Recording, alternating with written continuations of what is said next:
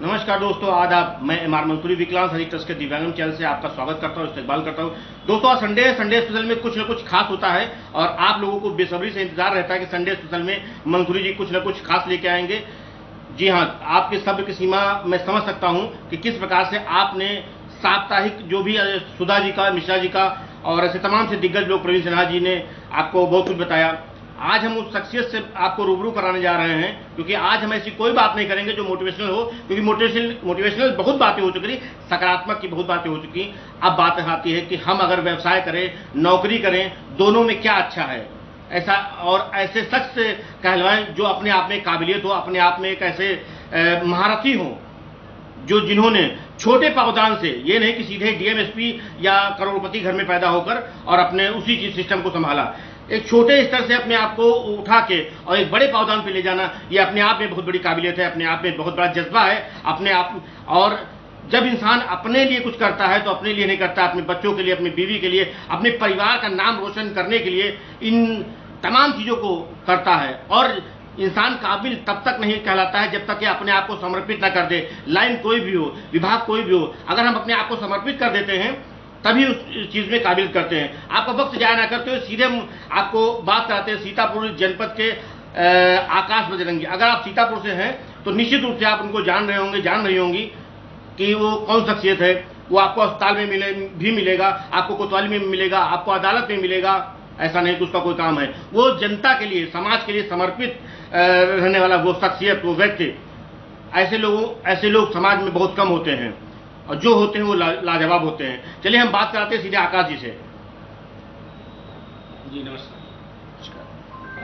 दोस्तों, जैसा कि आप देख रहे होंगे कि हमारे साथ में जुड़ चुके हमारे सीनियर और हमारे बड़े भाई, हमारे प्रिय, हमारे अजीज आकाश बजरंगी जी। तो सर, कुछ अपने बारे में बताएं, क्योंकि जनता बहुत कुछ चाहती है आपसे। देखिए, मैं एक राष्ट्रीय स्वयंसेवक संघ का छोटा सा कार्यकर्ता रहा हूँ, तो मुझको प्रेरणा समाज के लिए कुछ करने की, देश के लिए करने की, उसी से मिली। जब मैं बहुत छोटा था, 10 साल का, तो मैं पहली बार शाखा गया और उसके बाद वहाँ पर एक, आप जिसे टैग लाइन कह सकते हैं, देश हमें देता है सब कुछ, हम भी तो कुछ देना सीखें।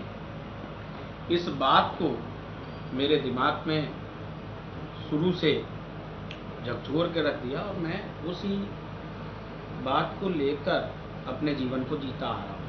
बहुत छोटा था, मेरे को कोई पैतृक धन नहीं मिला, मगर पुराने हमारे दादा बाबा, हमारे पूर्वजों का आशीर्वाद मेरे साथ हमेशा रहा। उन्होंने भी समाज के लिए बहुत कुछ किया और उनकी जो नीति थी वो मेरे भी खूनों में रस बस गई और मैं करता आया हूँ।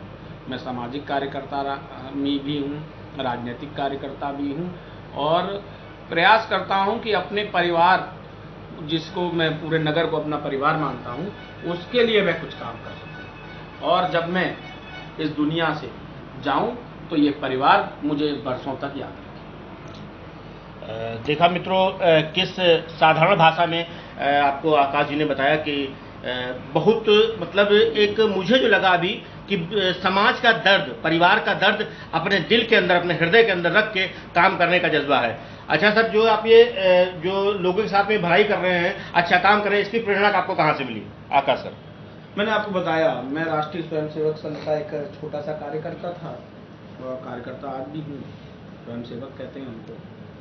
तो वहाँ पर बहुत विद्वान लोग भी आते हैं शाखा पर और अपने लिए, हमारे पूर्वजों की, जितने लोगों ने अपने देश के लिए कुछ किया है, उनकी बातें, भगत सिंह की, चंद्रशेखर आज़ाद की, जवाहरलाल नेहरू की, गांधी जी की, सुभाष चंद्र बोस की, अवंती बाई की, शिवाजी महाराज की, ऐसे बहुत, महाराणा प्रताप की, ऐसी कथाएं सुन सुन के मुझे प्रेरणा मिली कि पैसे वालों को, बहुत सारे सेठों को बहुत कम लोग जानते हैं। ऐसे विश्व के 10 बड़े सेठों को नहीं जानते होंगे, मगर 10 अच्छे काम करने वालों को दुनिया में जानती है और जनरल नॉलेज का क्वेश्चन भी वो बनता है। इसका मतलब कि हम समाज सेवा से लोगों को भला कर कर इस देश में, इस विश्व में अपना नाम रोशन कर सकते हैं और लोगों के काम आके एक अच्छा आदमी भी बन सकता है। बहुत बहुत धन्यवाद सर।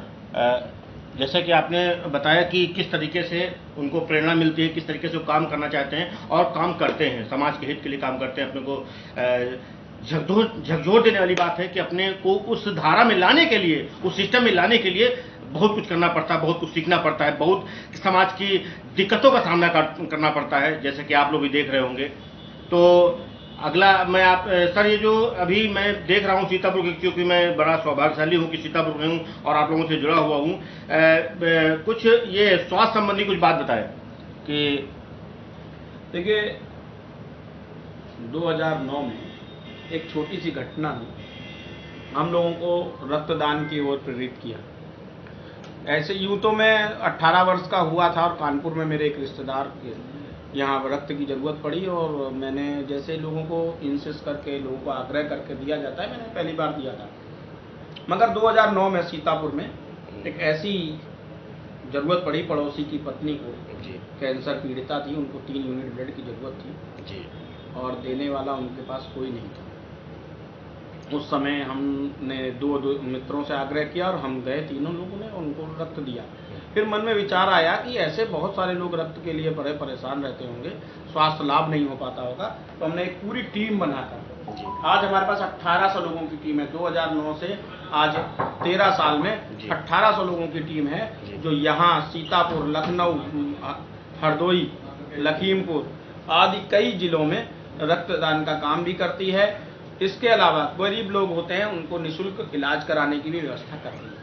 तो समाज के निचले तबके जिनके पास ऐसी व्यवस्थाएं नहीं है, उनके लिए भी काम करती है। जी, बहुत अच्छी बात, बहुत बहुत धन्यवाद।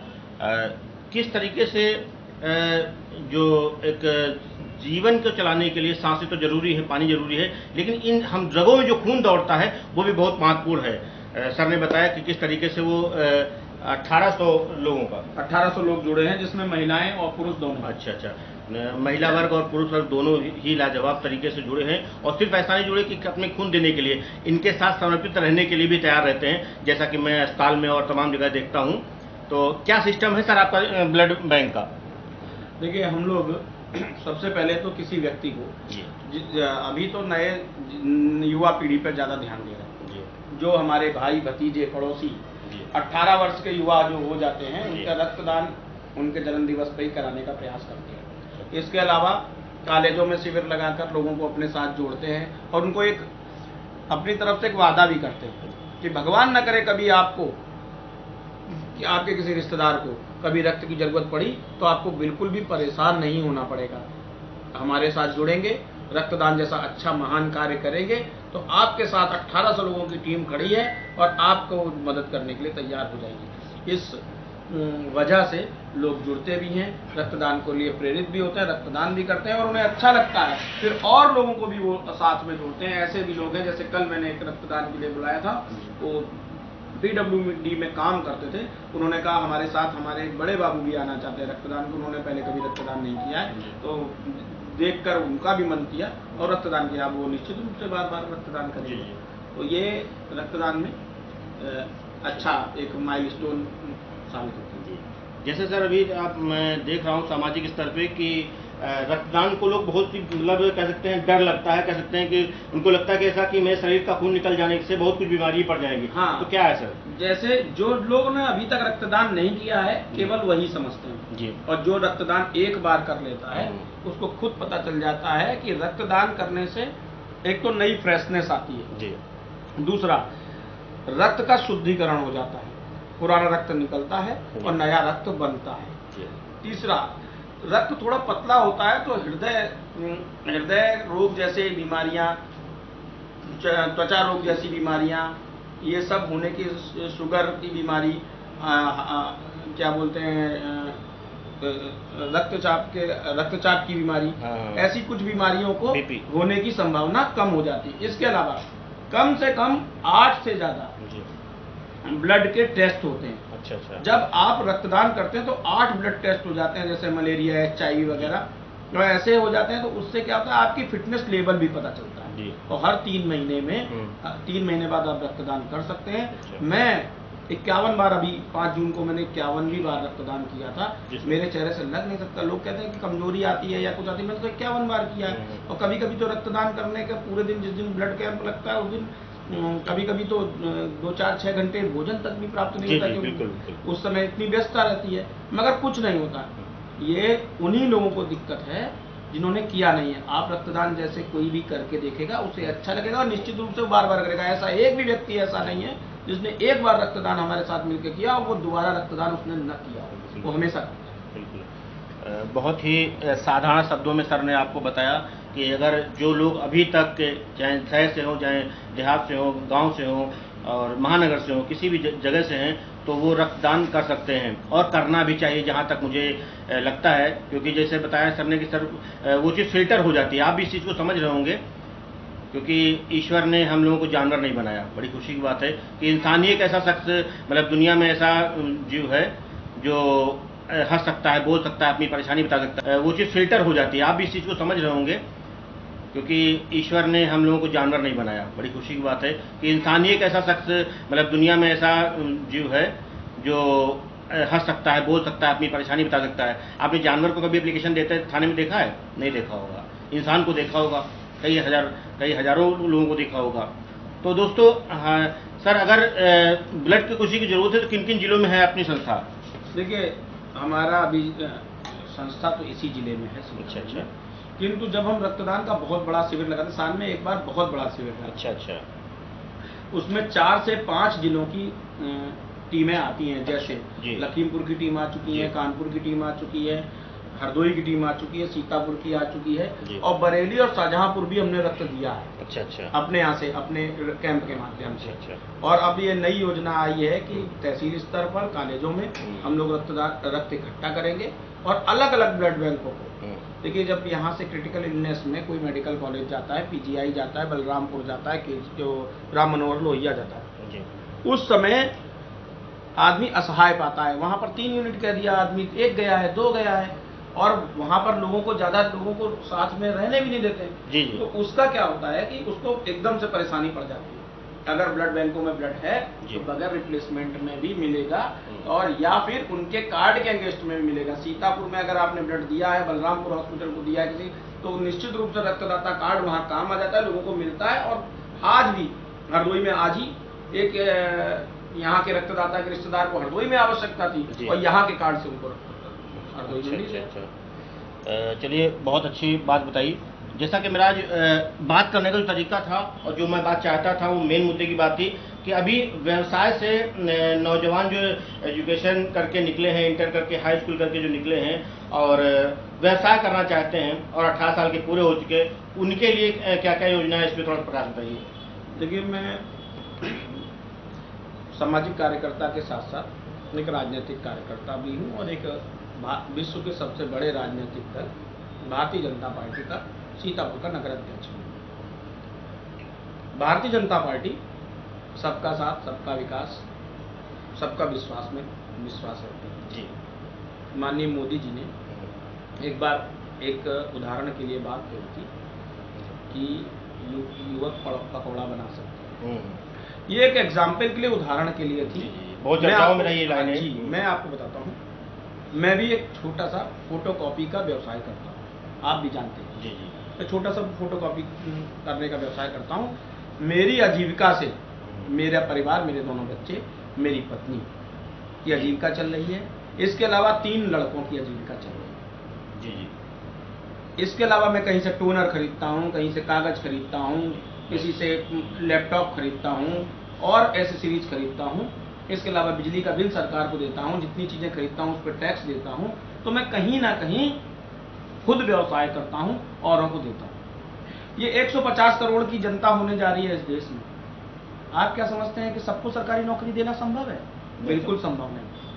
स्वरोजगार से हम बेरोजगारी दूर कर सकते हैं। जितनी नौकरियां हैं उतनी तो मिलेंगी ही। इसके अलावा प्राइवेट सेक्टर में, आउटसोर्सिंग पर, और सबसे बड़ी बात कि स्वरोजगार से। स्वरोजगार कैसे होता है? आपने कहा एक छोटा गोलगप्पे बनाने वाला भी 20,000 से 25,000 रुपया महीना कमा लेता है, वो 1,000 से 500 से 1,000-1,200 रुपए के बीच में रोज कमाता है। बिल्कुल। आप कोई गोलगप्पे वाले के पास शाम को गोलगप्पे बचे हुए नहीं पाएंगे। जी जी। ये तो उसकी गुणवत्ता पर निर्भर है कि हम जो रोजगार करते हैं उसकी गुणवत्ता क्या है, अपने मानक कैसे हम निश्चित करते हैं। फोटोकॉपी व्यवसाय में भी ऐसी बहुत सारी दुकानें होंगी जो चल रही होंगी, बहुत सारी ऐसी दुकानें होंगी जो चल नहीं रही होंगी। वो अपनी तकनीक ठीक करें। जैसे मैं एक उदाहरण के लिए बताता हूँ, फोटोकॉपी किसी की दुकान पर अगर वो ठीक से उसकी मशीन की सर्विस नहीं कराएगा, वो टोनर ठीक नहीं यूज करेगा और तकनीकी दृष्टि से सक्षम व्यक्ति उसको नहीं करेगा, तो निश्चित रूप से कॉपी खराब होगी और वो दुकान धीरे धीरे बंद हो जाएगी। बिल्कुल। मगर आज युवकों में स्वयं रोजगार के लिए गुणवत्ता के एक प्रधानमंत्री ने कौशल विकास योजना भी खोली है। ITI जैसे टेक्निकल संस्थान भी है जो आदमी को तकनीकी रूप से मजबूत बनाते हैं। हमने वेल्डिंग ट्रेड से अगर हमने ITI की है तो जरूरी नहीं कि हम किसी फैक्ट्री में नौकरी करें। बिल्कुल। हम वेल्डिंग ट्रेड से ITI करके गुणवत्तापूर्ण होकर एक वेल्डिंग का कारखाना भी डाल सकते हैं। बिल्कुल डाल सकते हैं। हम छोटा सा कारखाना भी डाल सकते हैं। आजकल ग्रिल बनाना, रेल बनाना, रेलिंग वगैरह का काम आजकल सब लोग अपना मकान बनवाते हैं। अगर उसका भी ठेका लेते हैं तो एक मकान में 50,000 से नीचे बचत नहीं आती। ऐसे मेरे कई मित्र हैं जो लोहे का व्यवसाय कर रहे हैं, उनको गुणवत्ता है, मिल रहा है। पेंट का भी आप देख लीजिए, अगर गुणवत्तापूर्ण पेंटिंग का भी काम कर रहा है तो अपने नीचे 4-6 लोगों को व्यवसाय देता है। एक छोटा सा छोटा व्यक्ति, मैं जानता हूं एक चाय वाले हमारे पड़ोस में हैं जी, यहाँ कितना प्रसिद्ध है, बड़े समोसे करके राहुल गांधी जी आए, चाहे कोई और बड़ा नेता किसी का अगर उधर से रैली निकलती है तो वो समोसा वहां का खाते, इतना प्रसिद्ध है। और आप क्या समझते हैं, उनके घर के 5 लोग रोजगार कर रहे हैं। उसके अलावा गिलास धोने से लेकर प्लेट उठाने वाले तक 4-5 और भी श्रमिक काम कर रहे हैं जी। तो ये तो हमारे ऊपर है कि हम गुणवत्ता कैसे प्राप्त करें और स्वरोजगार में कैसे हम आगे बढ़ें। दूसरा, सरकार की पॉलिसी रहती है ज्यादा से ज्यादा रोजगार उपलब्ध कराना जी। अभी पिछले हफ्ते ITI में आपके एक रोजगार मेला माननीय MLC साहब पवन सिंह चौहान ने लगाया था जी। उसमें करीब 40 से ज्यादा कंपनियां आई थी और कक्षा 8 से लेकर पोस्ट ग्रेजुएशन टेक्निकल लोग और सभी प्रकार के लोगों को आवेदन लिए गए थे जी। मुझे बहुत खुशी हुई जब मैंने सब लोगों को ये बात बताई थी और उन लोगों के मेरे पास फोन आए कि कुछ कंपनियों से उनके पास फोन आए। उनका फोन आया कि आप यहाँ पर आ सकते हैं, आप इंटरव्यू दे सकते हैं और उसके आधार पर, ट्रेनिंग के आधार पर रोजगार होगा। सरकार अपनी व्यवस्था कर रही है जी। मगर सबसे बड़ा बाधक हमारे जो इस रोजगार में है वो है जनसंख्या का विस्फोट। बिल्कुल बिल्कुल सर। जिस प्रकार से हम युवा पढ़कर लिखकर कॉलेजों से बाहर आ रहे हैं उतना रोजगार सृजन नहीं हो पा रहा। बिल्कुल सत्य है। तो फिर मैं एक बार कहूंगा कि स्वरोजगार, एक छोटी सी फैक्ट्री अगर 100 आदमियों को लगाती है तो 100 आदमी केवल श्रमिक ही नहीं काम करते हैं, उससे ट्रक ड्राइवर, ले जाने लाने वाले, उनकी वर्दी सिलने वाले और भी बहुत सारे लोग, कैमरा लगाने वाले, उसके सप्लाई करने वाले, उनका जो एसेसरीज वगैरह होता है फैक्ट्री में, मैकेनिक होता है, मैकेनिक होता है, और तो और उस फैक्ट्री के आसपास नाई और चाय के होटल वाले भी कमाते हैं। बिल्कुल बिल्कुल। तो एक जो स्वरोजगार लगाते हैं उससे स्वरोजगार से रोजगार सृजन होता है जी। बहुत बहुत धन्यवाद सर। जैसे कि सर ने तमाम से व्यवसाय बताए, छोटे छोटा और फैक्ट्री तक की बात कह डाली, बहुत अच्छी लगी बात। लेकिन सर अभी जो समाज में जो दिक्कत आ रही है वो धनिक दिक्कत आ रही है, जो मुद्रा की दिक्कत आ रही है, तो इसमें सरकार किस तरीके से कह सकते हैं, सीधे सीधे बात करते हैं, मुद्दे करते हैं, लोन की बात करते हैं, तो सरकार किन किन लोगों को और कैसे लोन देती है, लोन देने का क्या प्रावधान है? देखिए, एक ये बात तो पुरानी जैसी हो गई, मुद्रा लोन जैसी बात तो पुरानी जैसी हो गई जी। 1 लाख से 5 लाख रुपए तक का बिना किसी गारंटी के सरकार ने मुद्रा लोन का प्रावधान किया था। बहुत सारे लोग उससे लाभान्वित भी हुए जी। इसके अलावा कृषि यंत्र जैसी कोई, और कृषि यंत्र बनाने के लिए, और खादी उद्योग, आपके पास यहाँ पर लघु उद्योग विभाग है, ये सारे, अभी लघु उद्योग में भी देखते हैं कि सरकार अभी आमंत्रण दिया था कई प्लॉट्स के लिए कि आप अपना कोई छोटा उद्यम लगाएं, स्थापना करें, और सरकार चाहती है सब्सिडी भी दे रही है कि 5 साल तक आपको कोई टच नहीं करेगा, कोई भी उस पर कोई इंस्पेक्टर नहीं आएगा, बिजली का भी चार्ज मुक्त किया है। इस प्रकार के बहुत सारे संसाधन दे रही है। आज आप डूडा से लेके 50,000 रुपए का भी लोन है। अगर कोई छोटी परचून की दुकान, पान की दुकान, ठेला, 10,000 रुपए का भी लोन है कि किसी कोई ठेला चालक है उसको 10,000 रुपए का भी लोन सरकार देने का प्रयास कर रही है कि वो सेब, केला, संतरा बेचता है, वो कबाड़ी का काम करता है, वो सब्जियां बेचता है या कुल्फी बेचता है। इस प्रकार के वेंडर्स को भी 10,000 जैसा लोन दे रही है। परचून के दुकान के लिए डूडा के माध्यम से 50,000 से 1 लाख रुपए का लोन दे रही है और सब पर सब्सिडी है। सब्सिडी और बगैर गारंटी के, बिना गारंटी, बगैर गारंटी के है। बैंक में बस आपको सही गुडविल चाहिए। अगर आपने 10,000 का लोन लिया है, सही समय पर चुकता किया है, तो निश्चित रूप से बैंक भी उसको अच्छा अपना कस्टमर मानती है। ये तो व्यक्तिगत हमारे आप में भी होता है। बिल्कुल। अगर कोई हमारा मित्र हमसे 2 रुपए उधार लेके जाता है और उस सही अवधि पे हमको लौटा देता है तो 5 रुपए अगली बार मांग सकता है। बिल्कुल। उसको आवश्यकता होने पर 5 रुपए मांग सकता है और 5 रुपए भी वो पूरे वापस करेगा तो 10 रुपए भी मांग सकता है। तो बैंक का काम है आपको देना, आपका व्यवसाय बढ़े, उससे ब्याज लेना, उनका व्यवसाय बढ़े। बैंकिंग सेक्टर का भी काम है, सरकार का काम है उनके प्रोत्साहन के लिए ब्याज में या पूंजी में कुछ छूट दे। ये सरकार कर रही है। आप जानते हो 5 से नहीं 25 करोड़ रुपए तक का लोन देने के लिए सरकार तैयार है। बिल्कुल। मैं देखता हूं कि पापड़ उद्योग को देखिए कितना बड़ा लोन दिया है। एक मैं जानता हूं कानपुर में एक बड़ा उद्योग लगा है, 25 करोड़ रुपया उनको लोन दिया। ग्रामीण अंचल में उनकी फैक्ट्री लगी चौबेपुर मंदना में, और मैं समझता हूं करीब करीब 1,000 लोग वहां पर महिलाएं काम कर रही हैं। डेयरी उत्पाद के लिए दे रही है, पशुपालन के लिए दे रही है। पशुपालन, आप पशुपालन करिए, बकरा बकरी, 1 डिस्ट्रिक्ट 1 प्रोडक्ट करके जो वो भी हो रहा है। नहीं, अब तो 1 डिस्ट्रिक्ट 1 प्रोडक्ट के अलावा भी अगर वहां पर कुछ और प्रोडक्ट्स भी हो सकते हैं उसको भी बढ़ावा दे रही है गवर्नमेंट। 1 डिस्ट्रिक्ट 1 प्रोडक्ट के अलावा भी अगर यदि आप कोई और उद्यम लगाना चाहते हैं, हमारे यहाँ दरी उद्योग है, मगर अगर आप बोरी बनाना चाहते हैं, यहाँ की डिमांड है, चीनी मिले हैं, आटा मिले हैं, चावल मिले हैं, अगर उनको बोरी की आवश्यकता है, आप बोरी लगाने का प्लांट लगा सकते हैं। गवर्नमेंट तैयार है उसके लिए। छोटा सा मंत्रालय है, लघु उद्योग मंत्रालय काम कर रहा है। देखिए, अगर जिसमें कुछ कर दिखाने का जज्बा है, कुछ कर दिखाने की ललक है, तो निश्चित रूप से वो व्यवसाय में आगे बढ़ सकता है। और बिना दोस्तों करने से सब कुछ होता है, बिना करे कि कुछ भी नहीं होता है। ये सदियों से चला आया है और इतिहास से चला आ रहा है और आज भी सत्य है। तो आपका बहुत बहुत धन्यवाद। आपका वक्त जाया न करते हुए चलते चलते सर, समाज के लिए, जनता के लिए क्या मैसेज देंगे? देखिए, बहुत हमारे बुजुर्गों ने भी कहा है, जो अपनी मदद करता है ईश्वर भी उसकी मदद करता है। युवा वर्ग को समझना चाहिए कि हमको अपनी मदद करने के लिए खुद उठना पड़ेगा। हमें अपने अंदर गुणवत्ता लानी पड़ेगी, क्वालिटी लानी पड़ेगी, मेहनत करना है। हम अपने काम के घंटे खुद तय करें। अगर स्वरोजगार करते हैं, काम के घंटे खुद करते हैं। हम 10 बजे से काम शुरू करेंगे कि दोपहर में 12 बजे से काम करेंगे, हम रात में काम शुरू करेंगे कि दिन में काम शुरू करेंगे, ये काम के नेचर पर निर्भर करता है। और हम जितने गुणवत्तापूर्ण काम करेंगे, एक नाई वो होता है जो बाल काटता है, वो 80 रुपया लेता है। एक नाई वही बाल काटता है 10 रुपए 20 रुपए लेता है। हमारे अंदर अगर गुणवत्ता होगी, हम अपने अंदर गुणवत्ता पैदा करें और स्वरोजगार में ध्यान दें, निश्चित रूप से हमारी पढ़ाई, हमने इंटर BA पास किया है, उस पढ़ाई का लाभ उस अपने व्यवसाय में लाएं।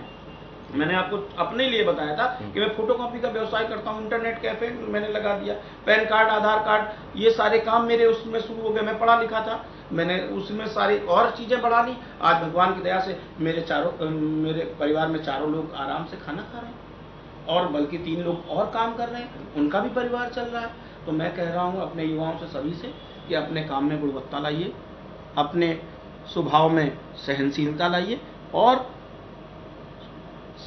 एक समस्या मत बनिए, समस्या का निदान बनाइए। बिल्कुल। समस्या बनना हमारा काम नहीं है। विजेता वो होता है जो समाधान निकालता है और लूजर वो होता है जो केवल समस्या बताता है। हम समस्या के साथ समाधान भी बताएं। हमारे सामने, सबके सामने कोई ना कोई समस्या है, मगर हम जब विजेता बन के हम समाधान ढूंढते हैं तो हम विजेता कहलाते हैं। हम ये कह रहे हैं सभी अपने युवा साथियों से कि वो विजेता बने, समाधान ढूंढे। बहुत बहुत धन्यवाद दोस्तों। लक्ष्य कोई बड़ा नहीं, हारा वही जो लड़ा नहीं। इन्हीं लाइनों के साथ में आज का एपिसोड समाप्त करते हैं और अगले संडे में किसी खास शख्सियत से, किसी खास मेहमान से आपकी बात करते हैं। तब तक के बने रहिए दिव्यांगन चैनल से। आपके पास सबका बहुत बहुत धन्यवाद। Thank you.